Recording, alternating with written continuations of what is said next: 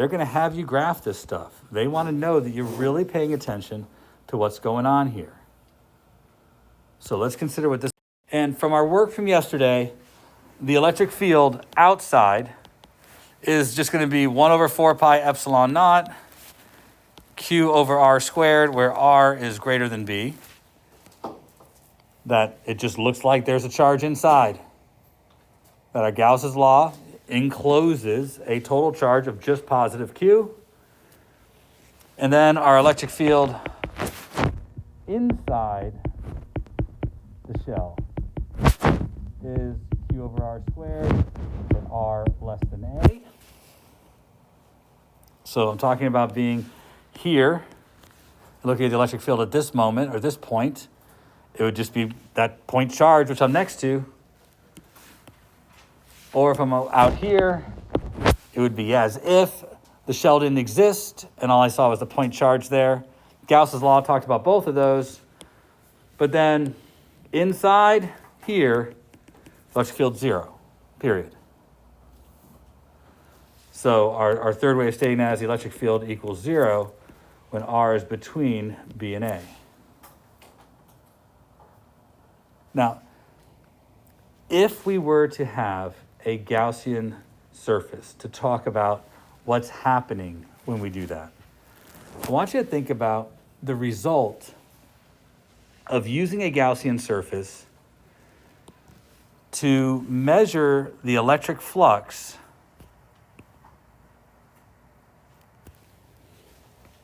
inside the piece of metal. It might seem like a fool's errand, like why would I bother doing this calculation? What am I going to accomplish? Well, it can prove something actually rather unique. You see, when we put that charge in the center, we separate charges that exist inside the conductor. So we know that negative charges are going to be pulled towards the inside edge of the conductor, and positive charges will be revealed around the outside edge of the conductor.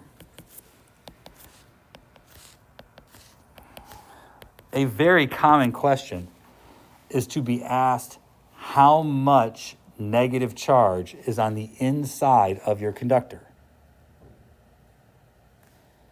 Well, Gauss's law can actually tell us the answer to this.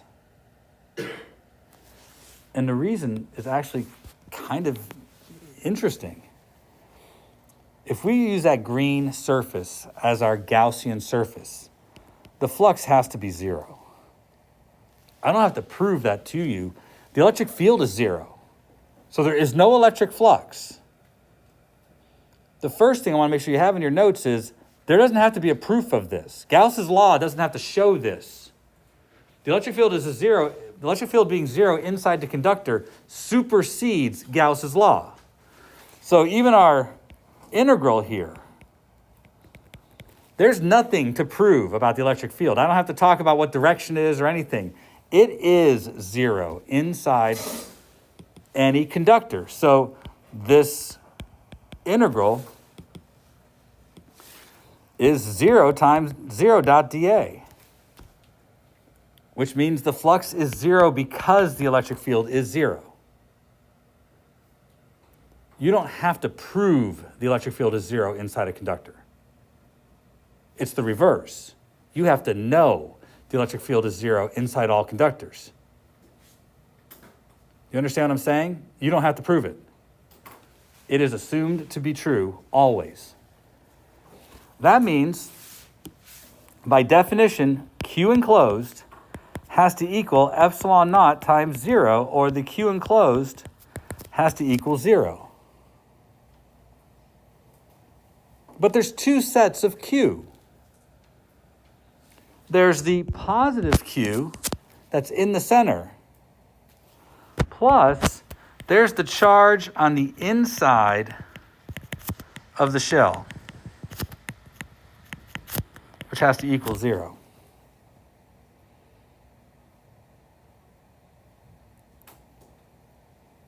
Now, this brings up an important consequence that when you place a charge inside a conducting shell, as we have, let me make this a little smaller,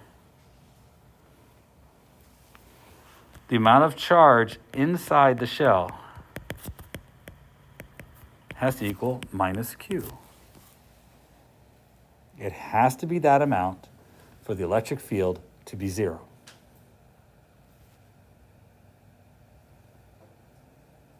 That tells you something more. It tells you that on the outside of the shell, there has to be positive Q.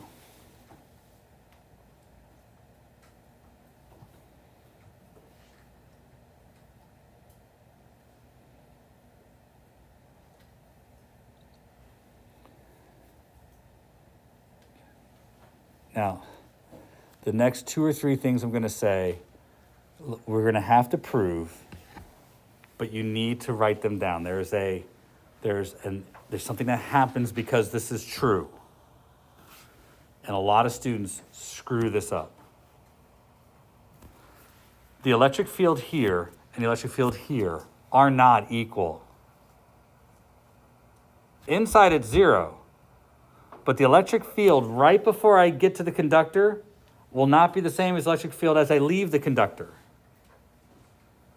Now that should be obvious.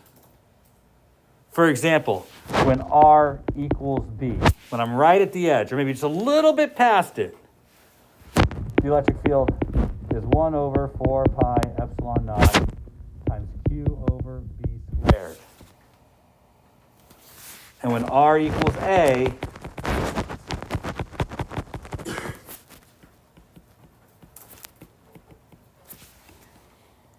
well, A is less than B.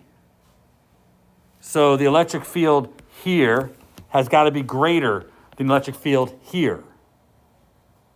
That shouldn't be a huge surprise because we're further away, the electric field is smaller. But that has implications.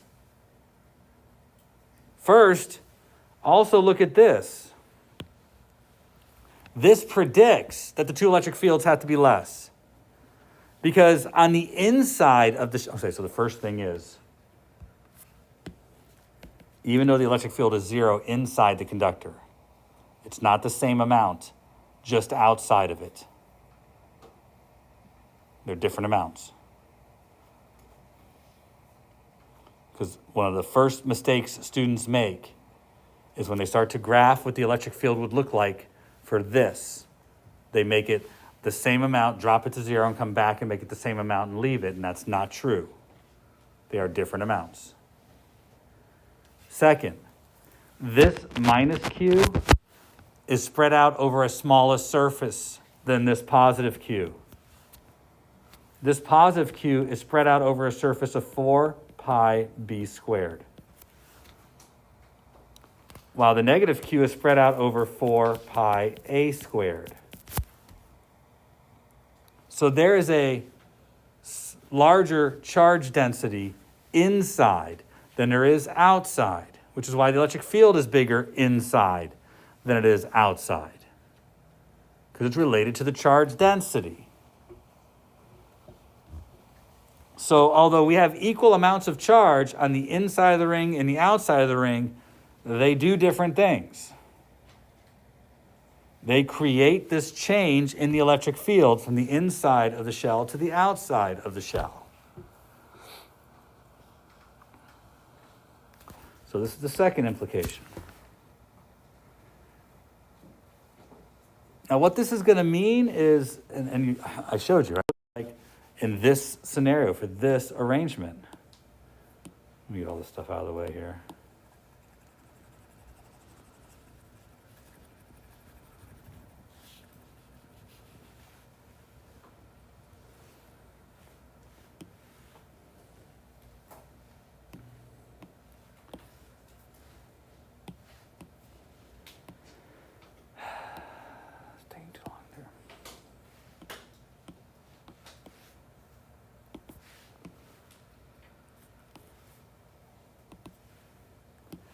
So if we were to ask to graph the electric field versus R, for the shell, for this space, and I put in here A and B.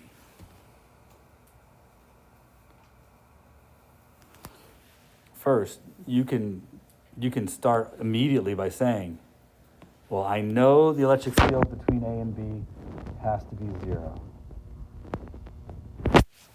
That part is not a problem. And the electric field goes to infinity as it goes to 0. So that part, not an issue.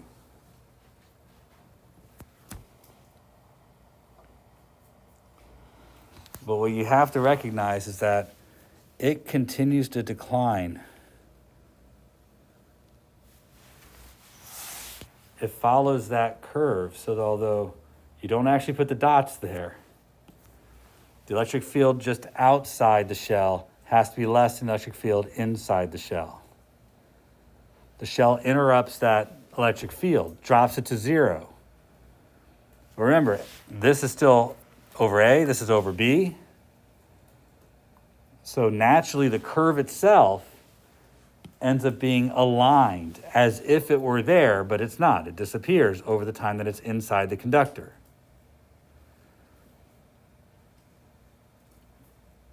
And they're going to be expecting you to recognize that they line up. And they might even want you to mark on the sides what the difference in the values are. Where one is over A squared, the other one's over B squared.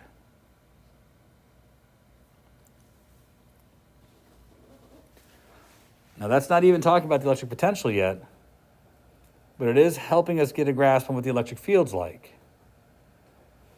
We know the electric potential has to be a constant inside there. So here's where we're going to have a bit of a problem. The electric field is 0, but the electric potential is a constant. Well, we talked about that already too, that the electric potential doesn't change. And we can figure out the electric potential right up to this surface. And it can't change on its way into this surface. But this is going to be a problem for what the electric potential looks like. I want you to think about why that's going to be a problem. In fact, I think it's at this moment that I ask you, why don't you guys take a moment and think about what would you do to try and figure out the electric potential at A and B and everywhere in between? What must it look like? Now, without having any calculation, just wanting to kind of draft what we think this is going to look like. Jacob, what do you think? So the first part would be like the same, like from 0 to A would be the same line, and then A to B would be where that line ends off, but like a constant. So you're thinking,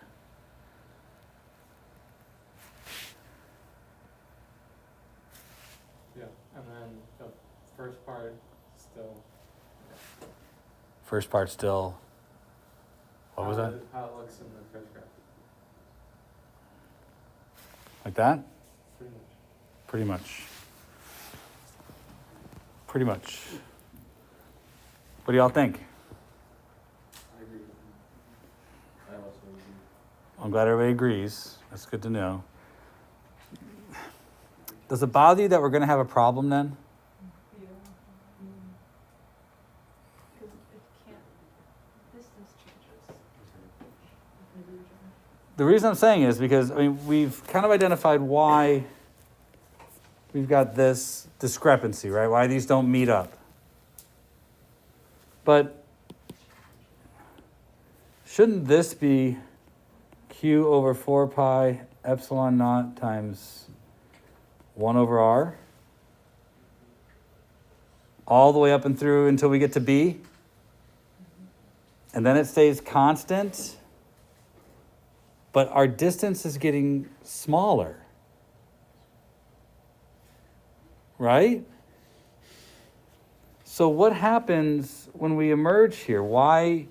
That can't be Q, because right here, at this moment, right there, shouldn't that be Q over B, QK over B? So I can write that in the space. And shouldn't this spot right here be QK over A? Electric potential for a point charge? It doesn't,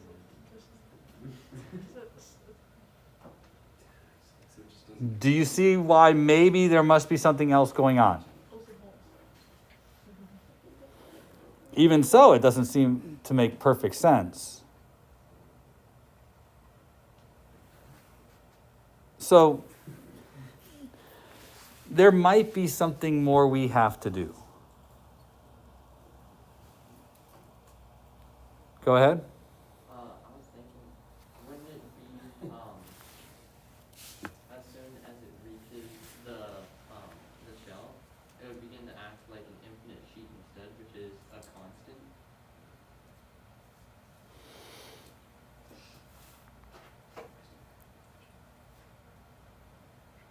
So there's a lot of pronouns in there.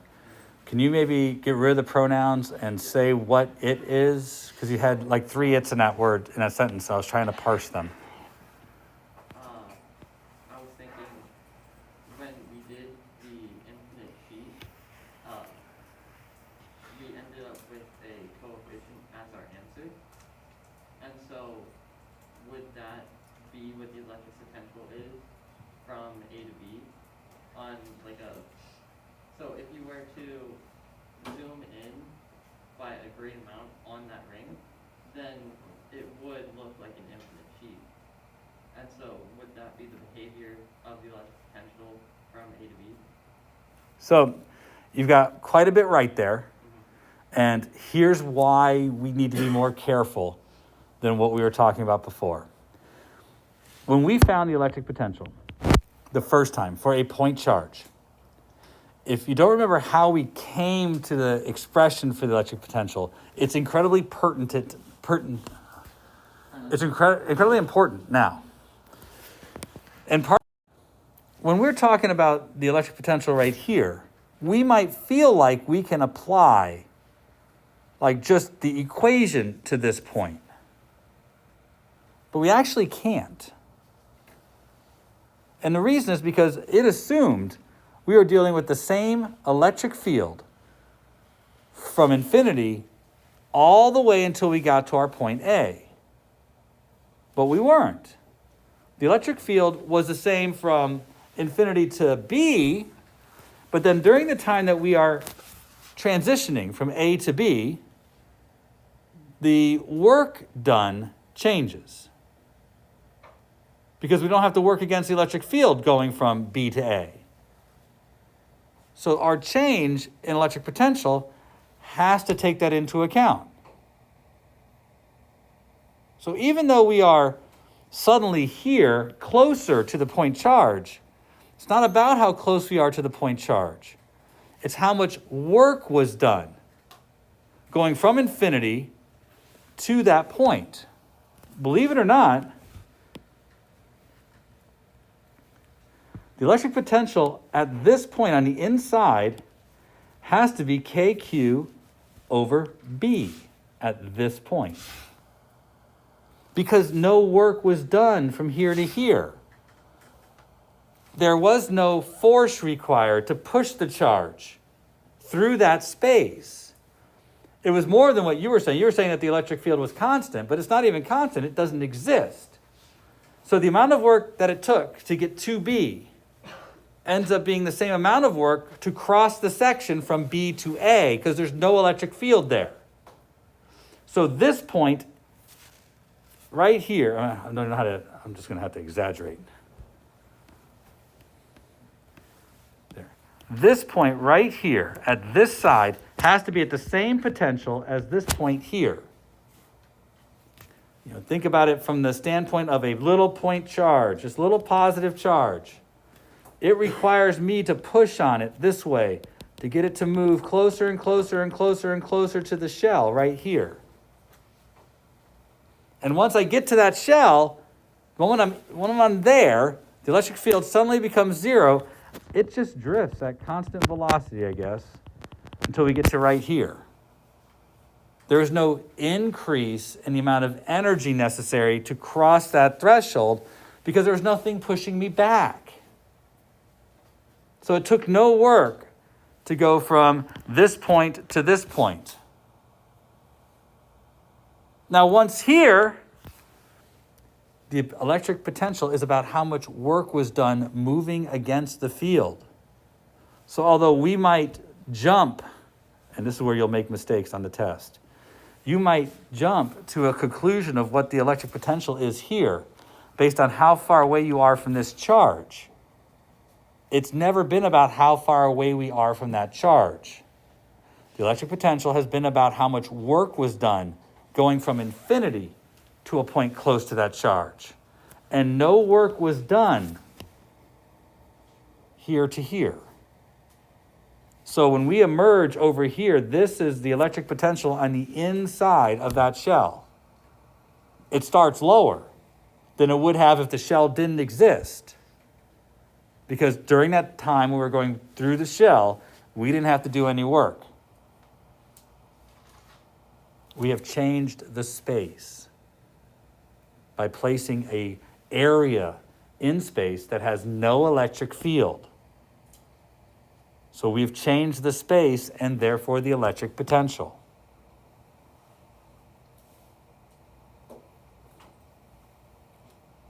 If you're confused or you don't know what to write down, please write this down. The electric potential has always been about the work done moving a charged particle.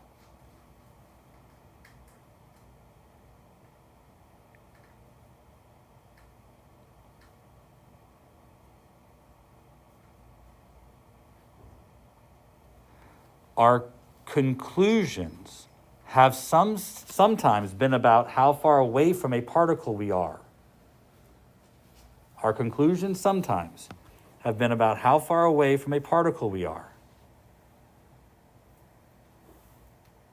Now, that's true. But they always began at a distance far enough away where the electric field was zero. Reference. So electric field and electric potential feel like they're like just same parts of a different coin, but they're not. The electric field is what the charge is doing to the space. The electric potential is about what it takes to get something there from far away. Yes, sir? And for the graph of the electric potential, would there be a jump up to like where? No. This is exactly what it would look like. It would just, the only thing it would continue.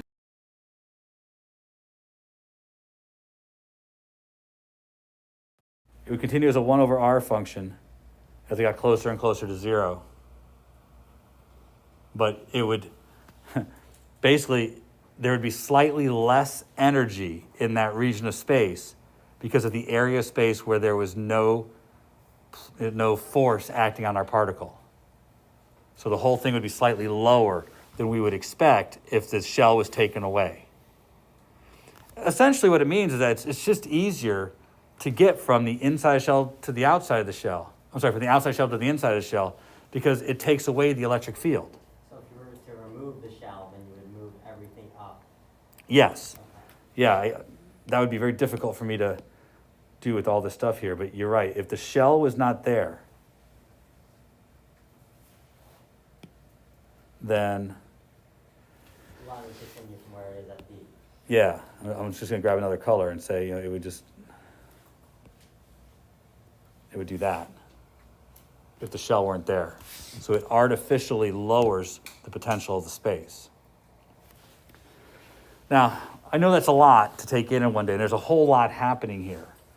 But it's one of those things that we have to I think we have to hit it many times in a row and look at all the different ways in which this problem can be discussed. There's going to be a lot of different varieties here.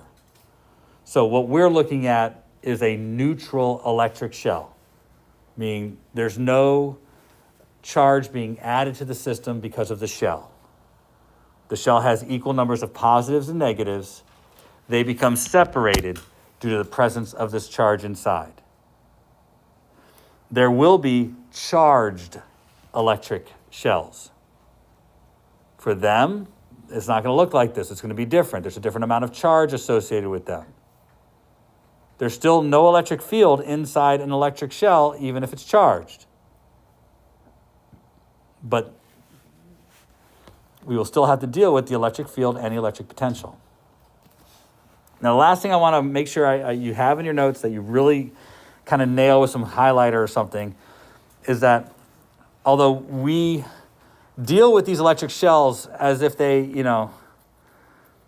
as if they're kind of special and stuff, and they are, the one thing that we also have to put in our notes that's just as important is the fact that the electric field inside all conductors is zero, is that all of the charges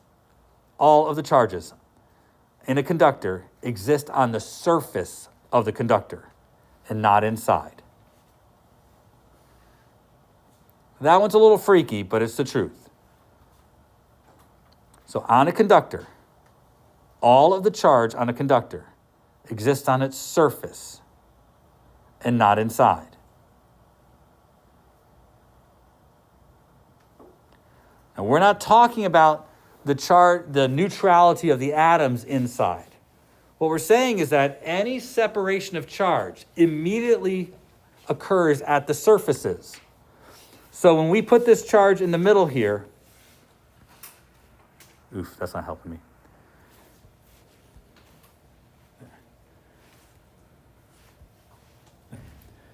When we put this charge in the middle right here, and it attracted all of these negative charges towards the inside. It attracted them to the inside surface. So they exist right on the surface. And they were pulled from the exterior surface of the metal. So the exterior surface is where all the positives are. So any atom that lost electrons were atoms on the surface. Any atoms that gained electrons were electrons on the surface. All of the electrons in the middle, all neutral. This only happens at the surface of the metal.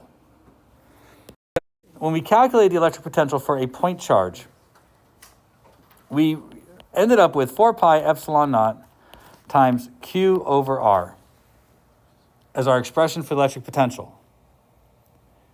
But to get to this, we actually integrated from infinity to a place r away from our point charge, E dot dr.